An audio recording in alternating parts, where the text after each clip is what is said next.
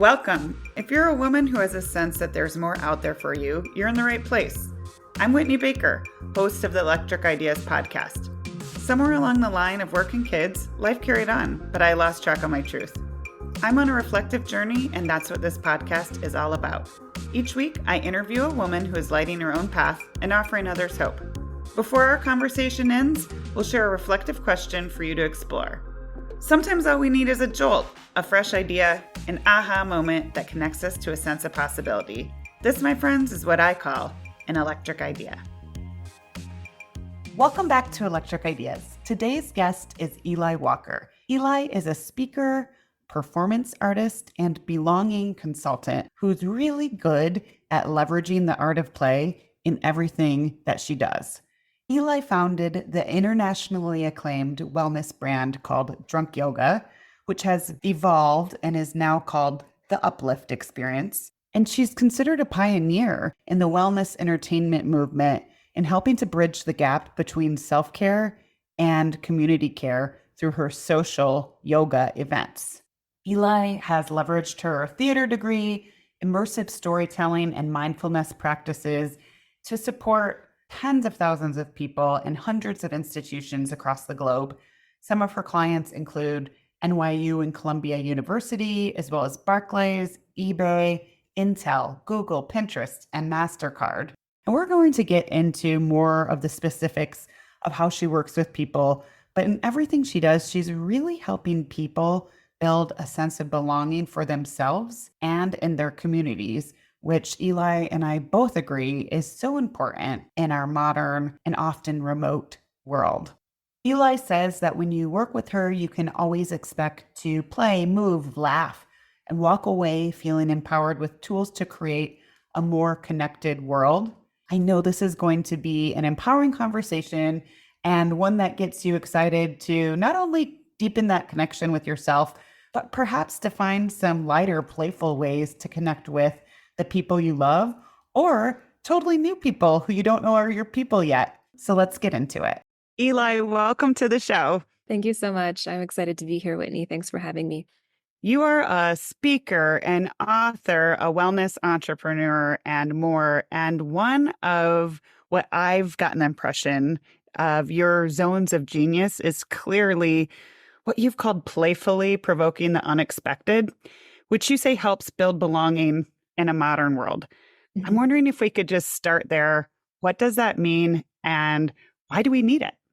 So it's an excellent question. I say provoking the unexpected to spark belonging. Some quick context. I'm the founder of Drunk Yoga. So for those of you who might have heard of it, I pioneered the wine yoga movement. And at that time, it was incredibly provocative, not only because adding wine to yoga was a new phenomenon, but I went ahead and called it Drunk Yoga, which ruffled a lot of feathers in the yoga community. And, we could dive into what that entailed all day long, but to steer it in the direction of your question. So when I started Drunk Yoga in the back of a bar in New York City, the press picked up my idea very quickly, so it grew very fast. And I was under a lot of pressure to codify the experience and figure out what I was doing, maybe faster than I had wanted. And so my fear was that as my classes were selling out, I feared that people would come to my yoga classes just expecting to do yoga in a conventional way. Hashtag self-care all the way, right? Like not talking to anyone, not answering any questions when I asked them, like safe in their own bubble, behind the fourth wall, just now with wine. And that wasn't my idea at all. What my idea was to create an immersive, theatrical, almost performance art experience that just so happened to be through the vehicle of a yoga class that also had wine in hand for the purpose of making it feel more social and fun for a lot of reasons, because I care a lot about belonging and community engagement. And I wanted to create a way in which people could experience the magic of yoga in a more playful, fun, joyful way rather than just so serious, but also to make yoga more accessible to people who wouldn't otherwise try it. Now, what I found in order to solve this problem of people not wanting to, for lack of a better word, get over themselves when they came into my classes, right? They were being so serious and like not wanting to answer questions and not wanting to look over to their neighbor and cheers them. The only way that I could get them to truly engage in that live experience was to treat it like a game. And so very quickly, the drunk yoga class turned into a drinking game, and not in a way that sounds like total debauchery, in a way that was very cheeky and yogic in nature. So if you lose your balance, you have to take a little sip, or if you spill, you have to say something you're grateful for, or give someone a compliment. So it's all very positive, but cheeky and provocative, right? In its nature, because that's not how yoga was meant to be done. With wine in hand, cheersing your neighbor, having a party, twerking to whatever song we have playing at that moment. One of the games is if you're the last person to put your cup on your head, you have to make up a dance move, for example. So the way that I created belonging in those moments was to engage people in the present moment through play and games. I actually leaned a lot on my experience teaching kids yoga. A lot of the games that you'll see today in the Uplift experience, formerly drunk yoga, are just kids' games for adults. The reason I did that was because that was the only way I could get people off autopilot and into the present. And that's why I say provoking the unexpected, right? You enter an Eli Walker experience, whether it's a talk or a workshop or a training or an uplift experience. And I always infuse really silly, like so cheeky, weird, unexpected, out of the box games right off the bat to help the entire experience feel like a community engagement endeavor. You have no choice but to engage, otherwise, you'll be left behind. You are required to participate in the game at hand. And through that experience, you develop a sense of belonging with those around you and then subsequently yourselves. And so, what I found over the years, I've been doing this for almost 8 years now, is that those same tactics that I applied to drunk yoga for public classes and for team building events apply to individuals as well. When I've experienced loneliness and at times depression and a lack of belonging, namely through the pandemic, I started to apply those same games and silliness and moments of serendipity and spontaneity and a level of unexpectedness throughout my day. I started to create a deeper sense of belonging to myself and also applied it to new friendships. I was like, wow, this is not restrictive to wine and yoga. This is just games and play spark belonging in our day-to-day lives. And so now I stake my claim in that. Play sparks belonging anywhere, anytime, for anyone. I just want to reflect back to you because being in, the wellness space in a lot of ways myself, I can only guess what some of the critics had to say. And I really salute you because I think you took something that can be serious and intimidating and you made it inviting.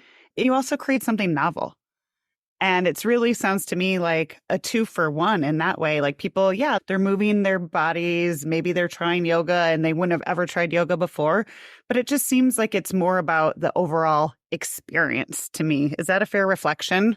It's a very astute reflection. Yes, very accurate. And to sort of tie my message in a bow, it's really about getting people off autopilot and into the present, because I believe that the present moment is the only place belonging can be sparked.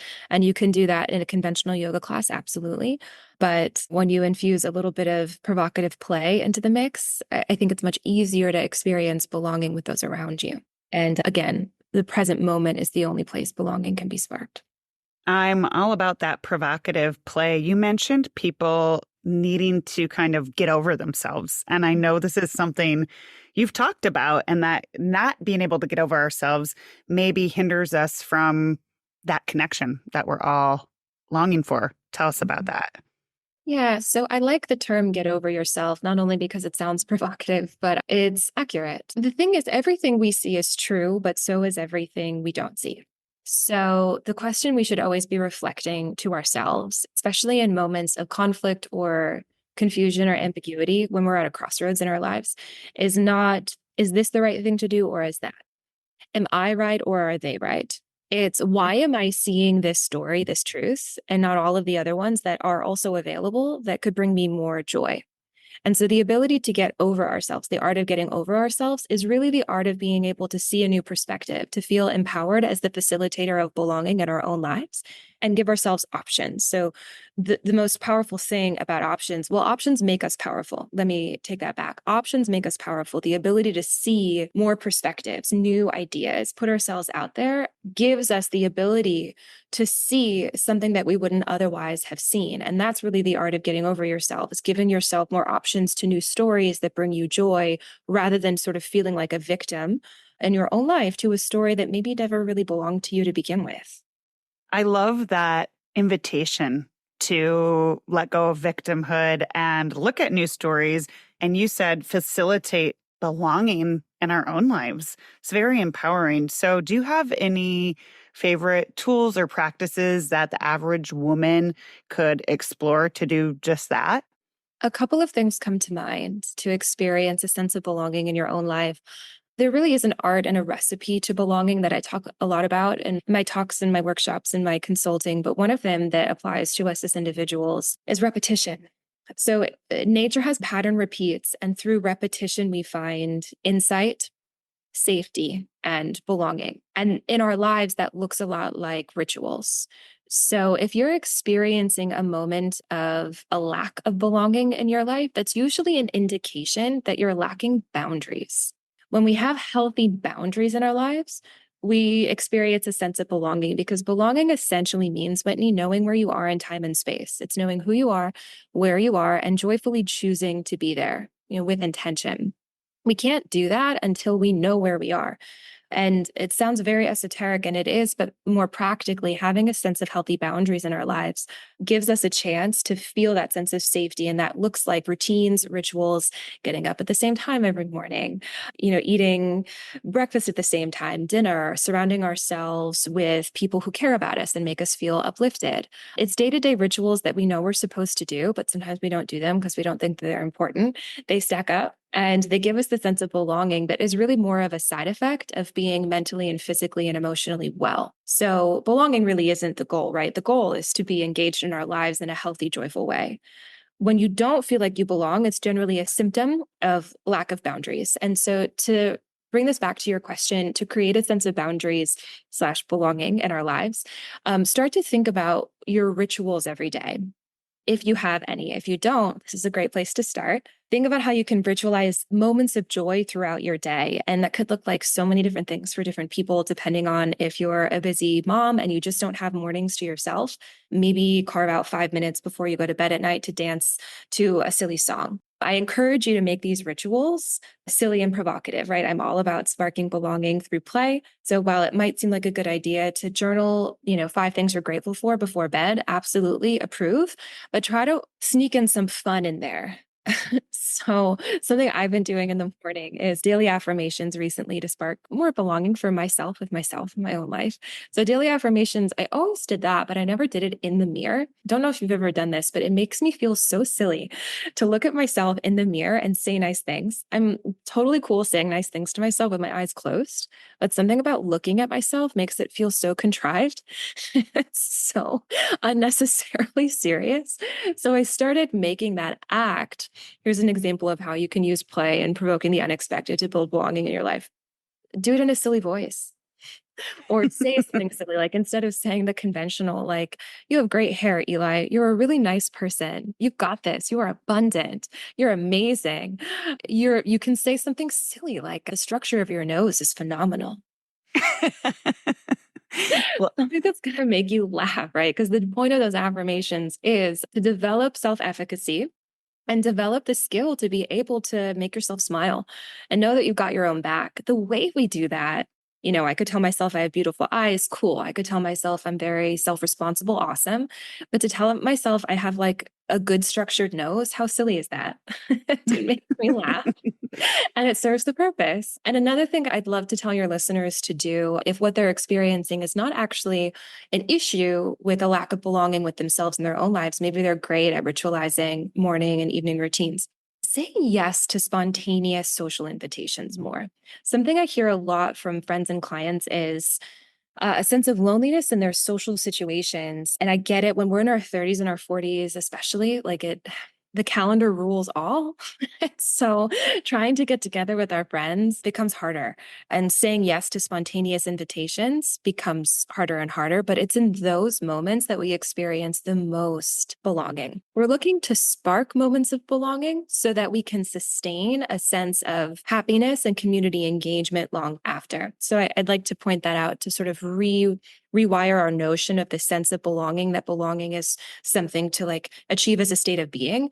Belonging is more of a feeling, Whitney, that changes this new information. So it takes the pressure off a little bit. It makes it less existential and less serious. You're just looking to spark moments of belonging. Because when you feel like you belong, we see those options, right? We see more joyful perspectives. And that's when we can be self-empowered, which is what we're looking for. So when someone says to you, hey, I suddenly have this extra ticket for this concert tonight. Do you want to come? But you already have, plans to make your family dinner, or you had plans to do a face mask and this was your night to do the face mask, right? And it's really hard to say no to that. I get it. I've done that. I'm like, this is my self-care night. I was going to paint my toenails, but I really want to go to the concert. Say yes to the concert. If you want to go, say yes. F your plans and do the spontaneous thing and do it often. Like say yes to spontaneous invitations. And if they're not coming in your life, say you move to a new town or, you're in a partnership and some of your friends have kind of fallen to the side, be that person who invites people to do things spontaneously and make it weird. Like start like a costume party, like every Friday night, like at your apartment or your home, and invite your neighbors to come over and have the costume theme be something weird. Like I saw this Instagram or a TikTok reel that was a costume party where you dressed up as your partner, like your spouse. Yeah. Oh my gosh, that's funny. Yeah. Social gatherings and be the person where other people can count on to invite them to things. Because sometimes other people just aren't that person. And if you're lacking a sense of belonging in your life, you can be that person for yourself and your people. It does not have to be hosting a party every Friday night. I know that's a heavy lift, but maybe start to ritualize like midday walks with people who live close by, like your neighbors. Those can be your people too. And have like a different themed conversation every day, like a different icebreaker, or maybe you kick off every walk playing a Beyonce song. Make it silly Yeah. and something you look forward to that's not so serious. So ritualizing social connections is so, so important. And it gives you that sense of empowerment and love that you're looking for that'll transfer into every aspect of who you are and your life and your vision for yourself for the future. That was a lot of great ideas. I want to circle back a little bit because I do think it's really common for us to feel a little bit flat in our social interactions, but not make any change in how we're even trying to get together with people. For example, having dinner in the same manner every night with our family, or only going out to dinner or drinks with our friends when there are so many other ways we can connect. So what was coming to mind for me too, you were saying, I think a lot of women are yearning for a little bit of like inspiration and play and creativity and maybe intellectual stimulation outside their jobs and home life. So even like a walking book club is an idea that I've kind of gotten excited about, where maybe you listen to a book or you read the book and then on your walks you talk about a chapter each week. Just getting a little bit creative and, like you've said, a lot unexpected in terms of how you come together with people, I think can be really valuable. Yeah. It's the most valuable. It's again that thing that gets us off autopilot and into the present.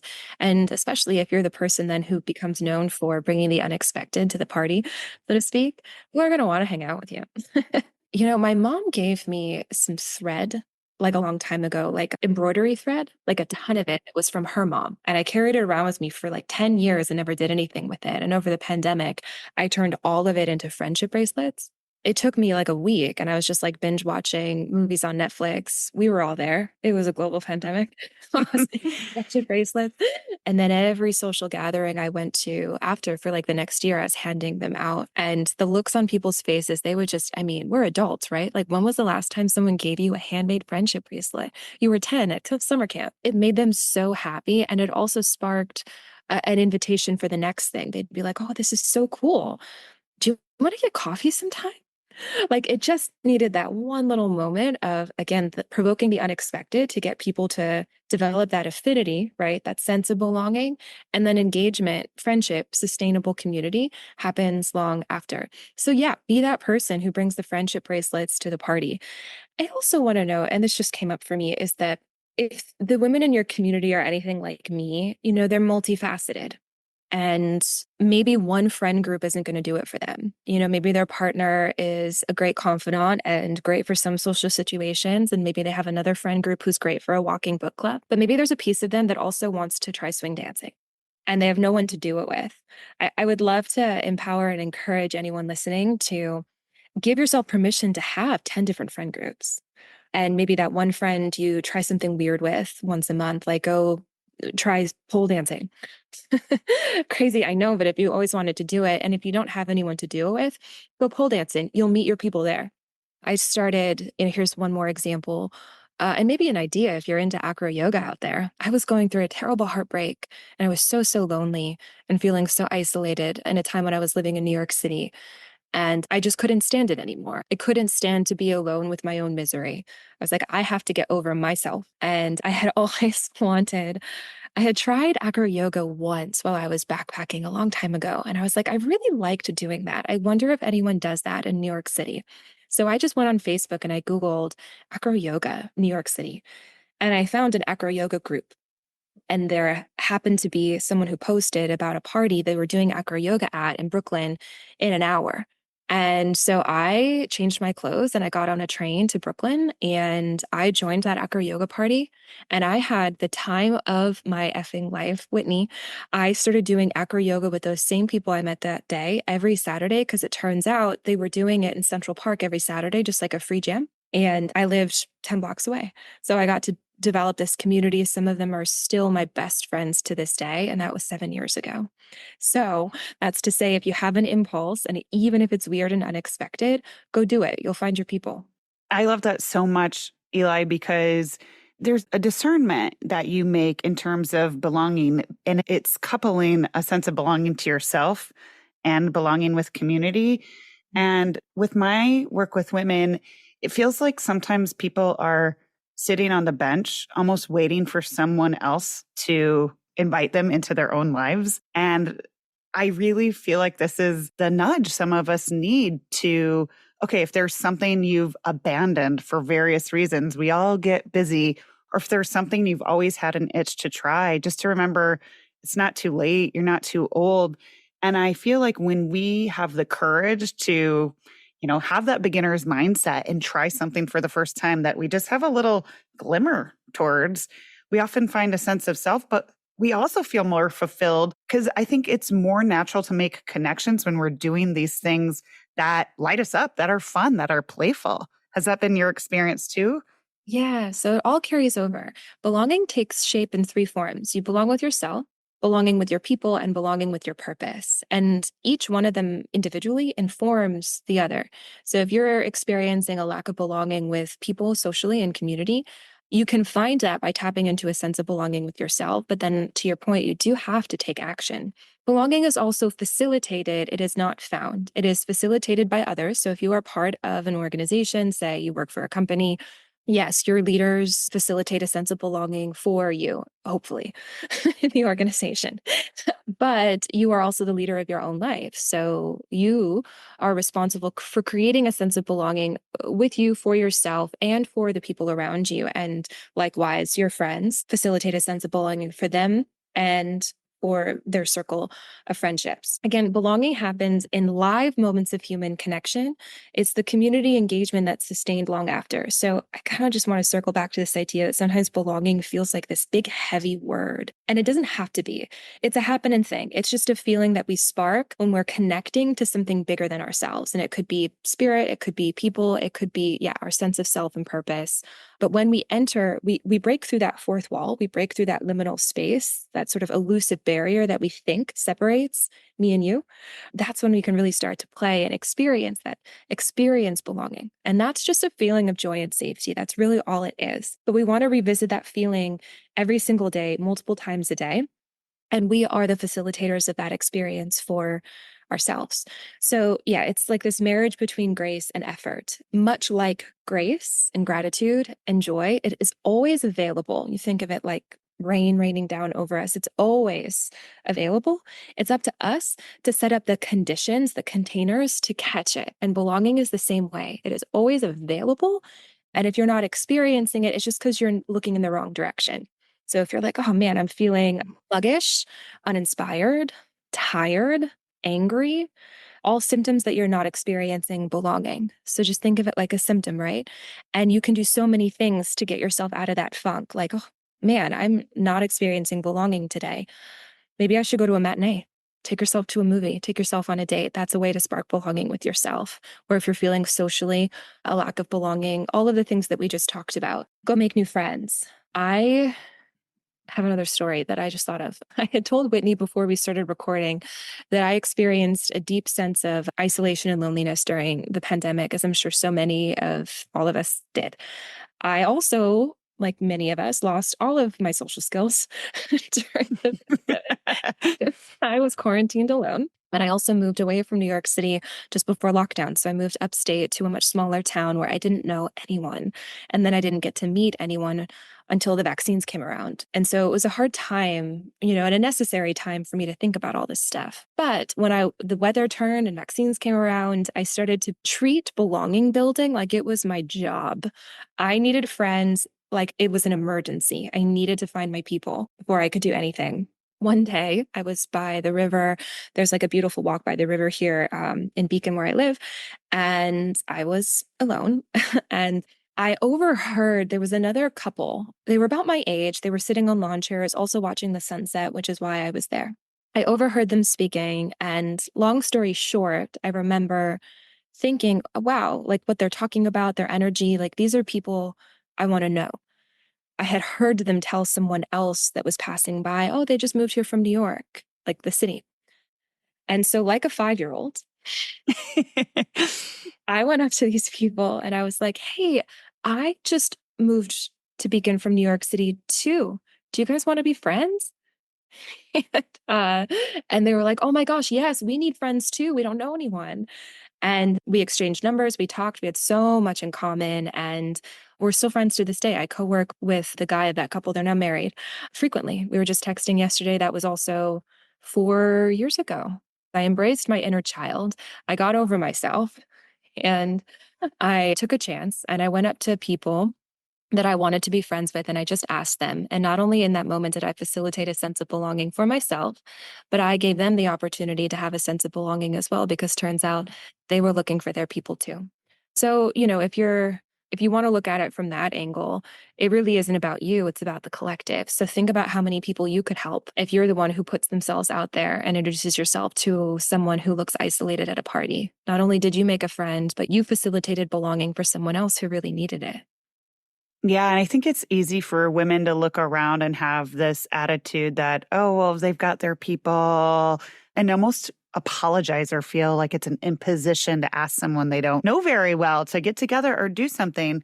And I really like how you are looking at it through a different lens. I mean, it took some vulnerability. That's a really great example for you to just say, hey, I'm Eli, want to be friends? And I like that.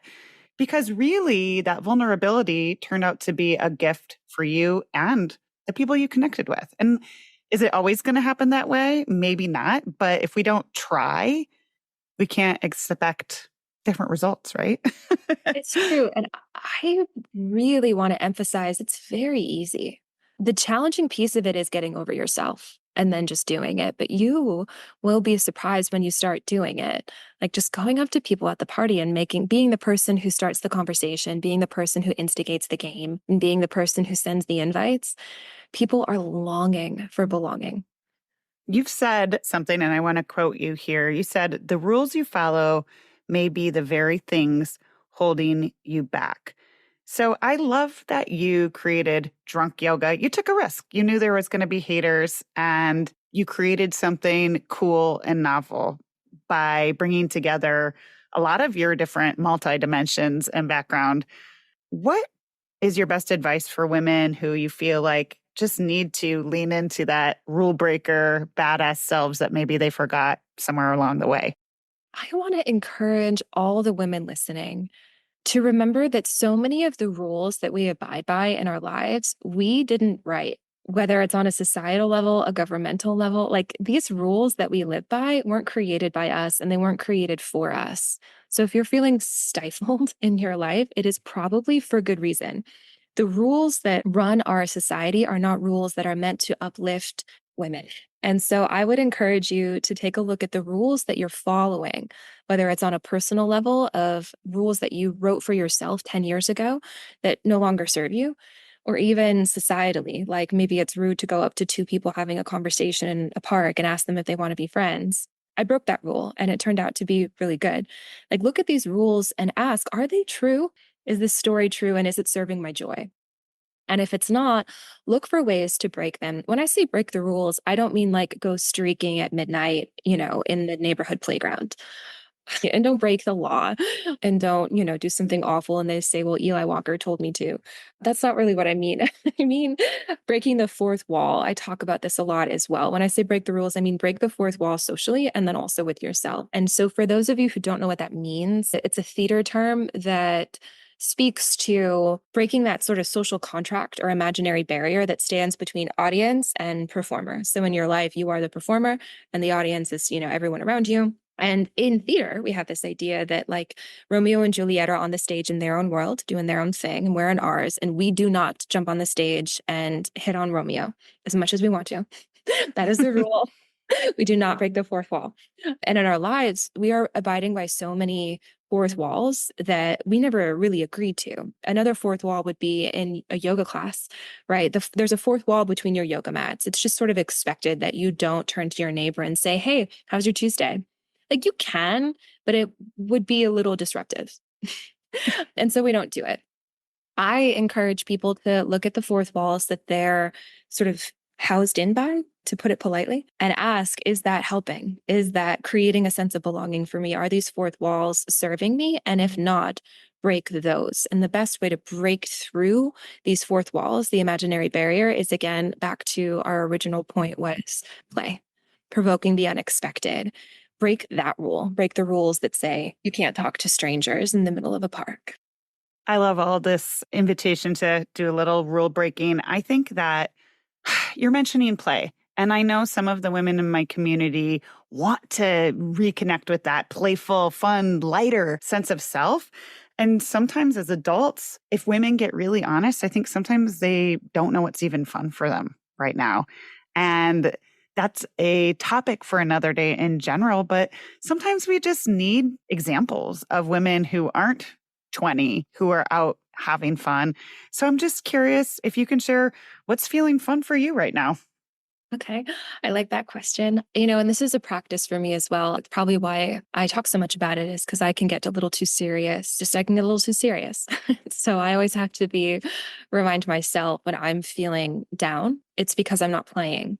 And for me, play, whenever you can experience a sense of fun, and that can be as minor as dancing to a silly song in the morning or spontaneously taking yourself to a movie. It's really about what makes you feel happy and joyful and serendipitous and light and uplifted. So it can look like a lot of things to a lot of people. I also love to go dancing, ecstatic dance, if you're into that kind of thing. I love ecstatic dance. I do it at least once a month, and I have found that it's like a good medicine for me. I've noticed if I don't do it once a month, I get kind of grumpy. What else do I do for fun? I spend a lot of time with friends doing silly things like karaoke. And if I'm not with my friends and I just need to create a sense of play for myself, I will do something unexpected, like suddenly make pancakes for lunch, like something that makes you feel kind of naughty. Like anything that gives you that feeling. So I want to say that because it can be so simple. You don't have to like blow up your life and move to India, which I did do once. But you could also just make like chocolate chip pancakes for lunch or, do something nice for someone, like buy your neighbor flowers or, send a friend who you know is going through a hard time a balloon. Like the universe and your sense of self that's connected to what's greater than you doesn't really know the difference. So when you're creating play for someone else, you're creating it for yourself. So when you facilitate belonging for others, you do it for you too. So if not for you, then for others, and then you'll get it too. I wanted to say this too for the women listening, the power of a belonging buddy. I do this in my trainings and I do this in my life. So I have a really good girlfriend and I met her one of the times I blew up my life and moved to Bali about 8 years ago. I met her on the plane there, and she was also experiencing a moment of blowing up her life and moving to Bali.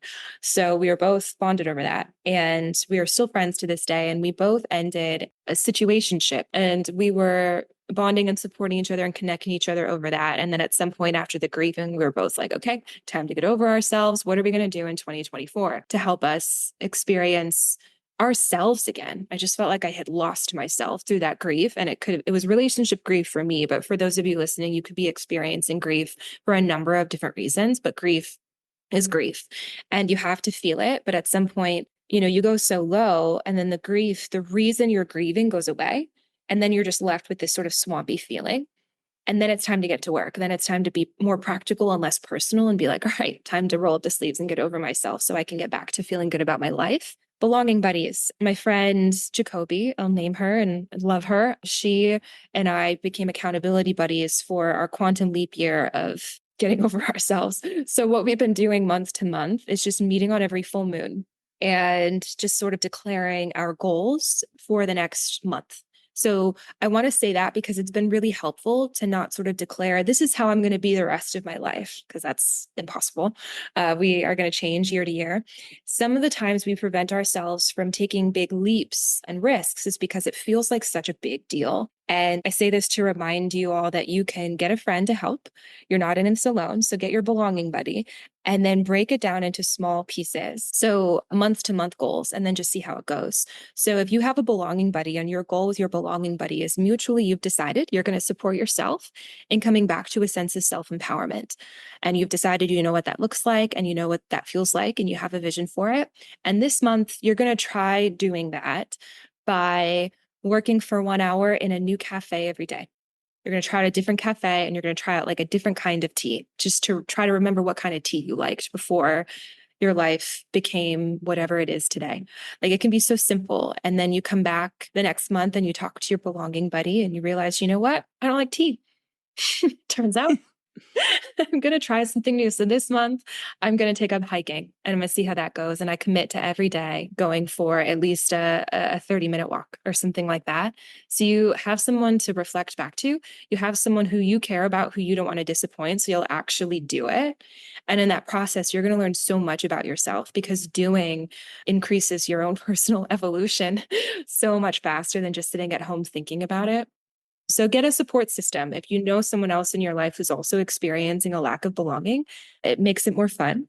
If you develop a ritual, a pattern of self-accountability through partner accountability, and then keep the goals themselves very simple and very fun. So maybe it's like memorize a new Beyonce song every day, like something simple.